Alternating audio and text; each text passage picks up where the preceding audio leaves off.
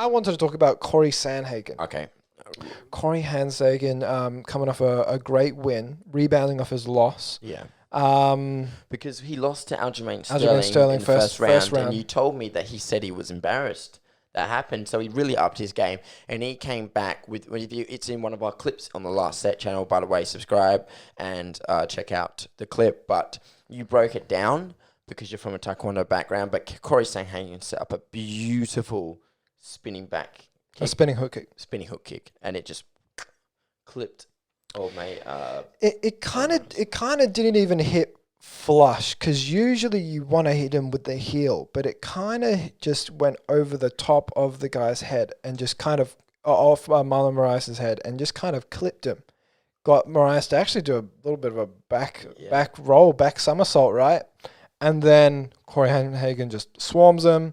You could make the argument that it was maybe a little bit premature in the stoppage. However, a couple seconds here and there, I really think maybe the ref, when I think about it, the ref probably, saved Moraes from a little bit of trouble. And then we got Frankie Edgar, who's making a huge stance at bantamweight. He's fought at lightweight. Mm-hmm. Now he's fought at featherweight, and now he's gonna fight for bantamweight. Ooh. So interesting to see this matchup. Yeah. Who do you think will win this? It's good. It's a good matchup. That's what I'm going to say. I'm very excited for it. I kind of want to put my money on Sandhaegan on this one because Sandhaegan's competing in his weight class. That's his own weight class. Frankie Edgar has been around for quite some time. He's a legend of the sport. He's definitely one of the pioneers. If you want to know how tough he is, go watch his fights against Gray Maynard, which is probably one of the best trilogies ever in the UFC history. Frankie's no pushover. He beat someone in the top 10 in his bantamweight debut. But Cory Sandhaegan's just is a lot more fresher. He's younger. He's more skilled. He's quicker. He's more agile. Frankie Edgar's just a lot more tougher. He's more durable. But there's just some strikes that is in Cory Sandhaegan's arsenal that are just too flashy. I feel like Cory Sandhaegan is much more natural bantamweight versus Frankie Edgar is making a bit of a cut. It's hard to really, really put my finger on it because I don't feel like I have all the information. But my money for now is on Cory Sandhaegan. What's your thoughts? I would put my money on Cory just because I feel like he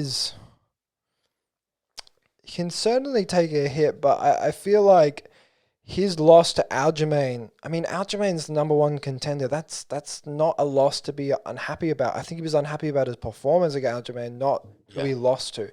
Now, I think Cory is just one of the best at bantamweight. I really could see him being a title contender again in the future, right? Frankie Edgar he's gonna, if when he retires, he's gonna be a Hall of Famer, without a doubt, right? But he's fought for a title at lightweight and featherweight, and now he wishes to do a bantamweight. I feel like he's got his diet in check. He's he's cutting a fair bit now, but I think bantamweight is a decent division for him. I feel like Cory is he's younger. I just feel like he's taking a bit less damage. I really sway towards Cory because his kickboxing skill is very fluid. It's not just the striking, it's the fluidity. I feel like he's in and out of range very quickly in that karate taekwondo stance. Now, I can't really say the same for Frankie. Frankie takes a few hits to throw a few hits sometimes.